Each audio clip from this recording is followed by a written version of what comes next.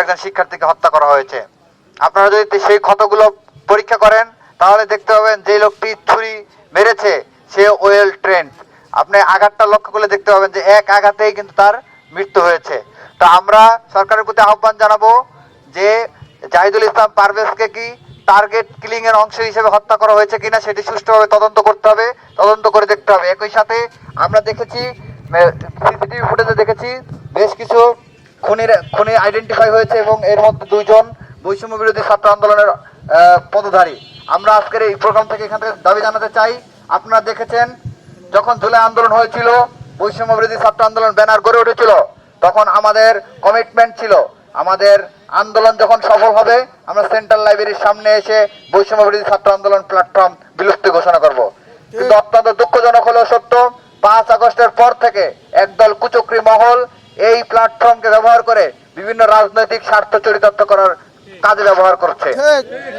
আপনারা দেখেছেন জেলায় জেলায় কমিটির নামে বিভিন্ন জায়গায় এই বৈষম্য বিরোধী ছাত্র আন্দোলনে পদবাণিজ্য হওয়ার সংবাদ আমরা পেয়েছি। আপনারা দেখেছেন এইখানে পদধারীরা তারা বিভিন্ন জায়গায় চাঁদাবাজি টেন্ডারবাজিতে জড়িত হয়েছে। আমরা অত্যন্ত দুঃখের সাথে এবং ভগ্ন হৃদয়ে লক্ষ্য করছি যে এই প্ল্যাটফর্মটি 2000-এর অধিক শহীদের রক্তের উপর দাঁড়িয়ে আছে, যে এই প্ল্যাটফর্মটি 31,000-এরও বেশি আহত এবং পঙ্গুত্ব বরণকারী ভাইদের রক্তের উপর দাঁড়িয়ে আছে। সেই প্ল্যাটফর্মটি আমাদের সকলের পবিত্র আমানত। কিন্তু অত্যন্ত দুঃখজনক কতিপয় ব্যক্তিবর্গ এই প্ল্যাটফর্মকে ব্যবহার করে নিজেদের রাজনৈতিক স্বার্থ চরিতার্থ করছে। আমরা আজকে এই প্রোগ্রাম থেকে দাবি জানাবো, কাল বিলম্ব না করে এই প্ল্যাটফর্মটিকে আর বিতর্কিত করবেন না।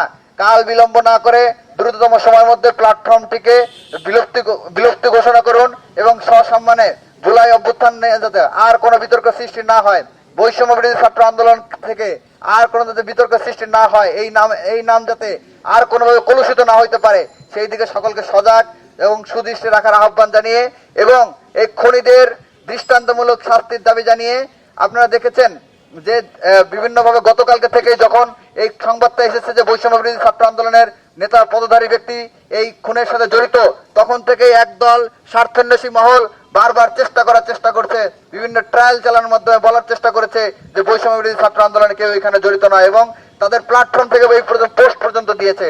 কিন্তু পরবর্তীতে আমরা কিন্তু সংবাদ মাধ্যমে দেখেছি বৈষম্য বিরোধী ছাত্র আন্দোলনের 2 জন এটার সাথে জড়িত ছিলেন। এর মানে এটাই প্রতীয়মান হয় কেউ নিজের ব্যক্তি স্বার্থকে চরিতার্থ করার জন্য এই 2000 শহীদের রক্তের উপর দাঁড়িয়ে থাকা প্ল্যাটফর্মকে ব্যবহার করছে।